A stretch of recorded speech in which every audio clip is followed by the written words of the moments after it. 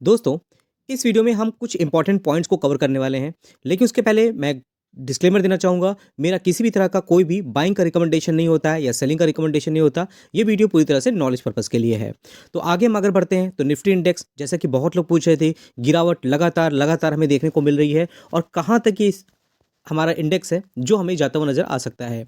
तो अगर आप एज्यूम करते हो तो बॉटम किसी को भी नहीं पता होता।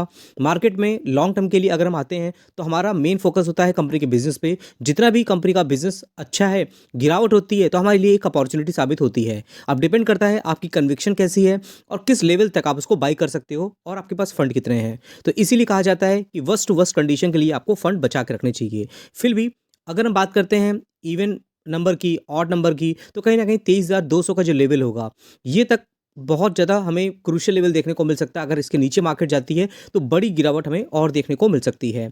लेकिन ओवरऑल सेंटिमेंट्स क्या कहते हैं? ओवरऑल सेंटिमेंट्स आपको निगेटिव ही देखने को मिलेंगे। वहीं अगर की फैक्टर की बात करते हैं, इस वीक की बात करें, तो बहुत अलग अलग डेटा भी आने हैं। मेन सबका जो फोकस होना है वो दो चीज़ों पे है। क्वार्टर थ्री की जो अर्निंग आ रही है, बहुत सी कंपनियां हैं जिनकी अर्निंग इस वीक में हमें देखने को मिलेगी। वहीं फॉरेन इंस्टीट्यूशन का जो डेटा है वो भी देखना बहुत ज़्यादा इंपॉर्टेंट हो जाता है। कुछ इंपॉर्टेंट कंपनीज हैं, जैसे अगर हम डेटा की बात करते हैं तो आपको देखने को मिलेगा यहाँ पर कि किस किस कंपनी का रिजल्ट्स आने हैं।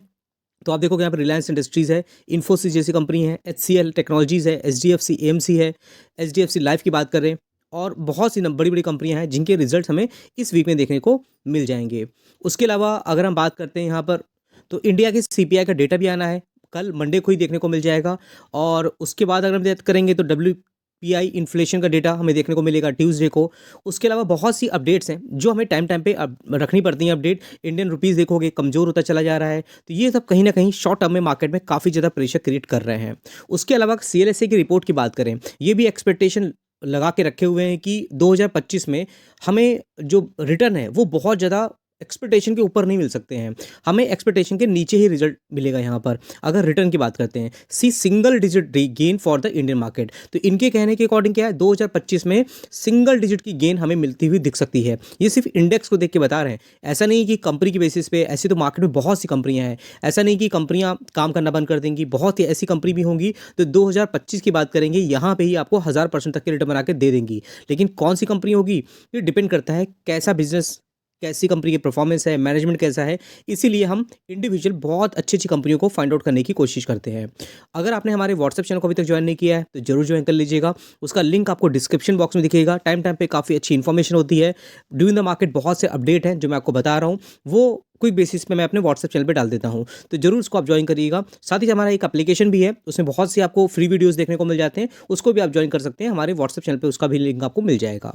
फिर दोस्तों हम बात करते हैं कुछ कंपनियों की, जैसे इंडी चिप सेमीकंडक्टर की बात करें। अब देखिए सेमीकंडक्टर को लेकर के बहुत इलेक्ट्रॉनिक्स मैन्युफैक्चरिंग कंपनियां अलग अलग सब्सिडरी बना रही हैं, गवर्नमेंट का सपोर्ट मिल रहा है।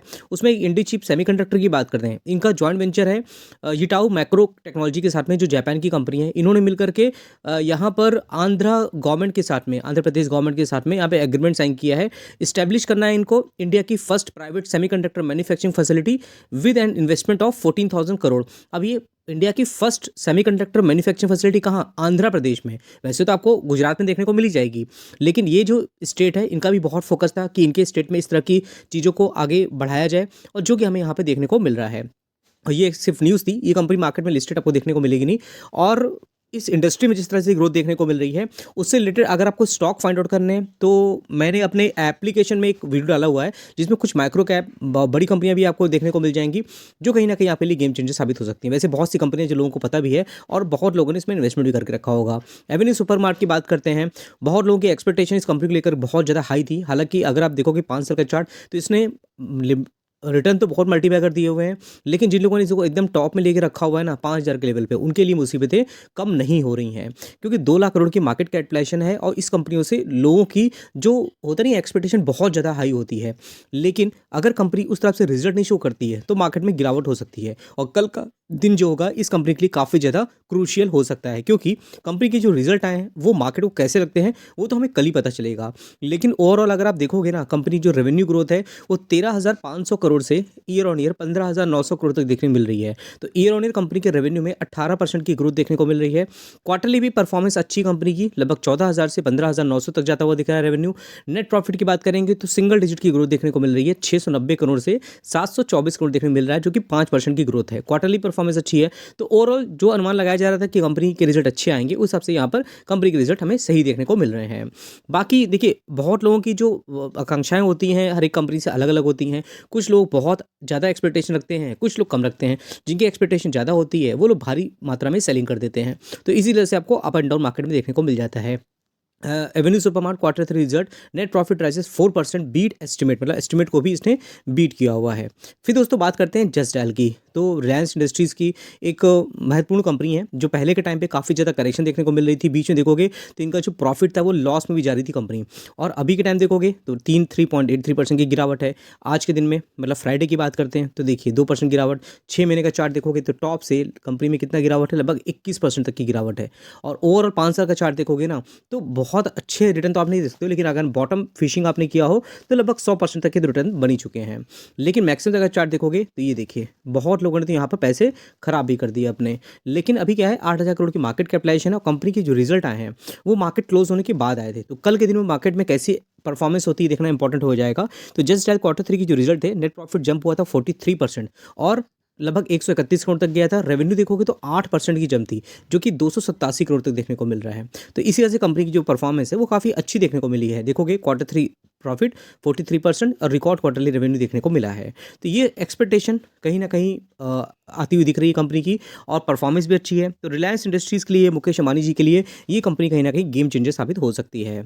ओवरऑल जैसे मैं आपको बता रहा था नेट प्रॉफिट की जो बात है कंपनी का, तो देखिए अगर क्वार्टरली प्रॉफिट देखोगे, चलिए नेट ईयरली देख लेते हैं। तो ऑपरेटिंग प्रॉफिट देखोगे 2022 में यहाँ पे -2 करोड़ तक देखने को मिल रहा था, लॉस में थी कंपनी। फिर देखिए 86, 217, 320 तक जाती दिख रही है। रेवेन्यू भी लगातार बढ़ रहे हैं। नेट प्रॉफिट देखोगे तो पहले 68 था, फिर देखिए 143, 121 और 207, फिर देखिए 214, फिर देखिए 71 तक चला गया, और उसके बाद 163, 363 और देखिए 542 देखने को मिल रहा है। तो कहीं ना कहीं कंपनी अच्छी तरीके से बाउंस बैक कर रही है, ईपीएस भी बढ़ रहा है।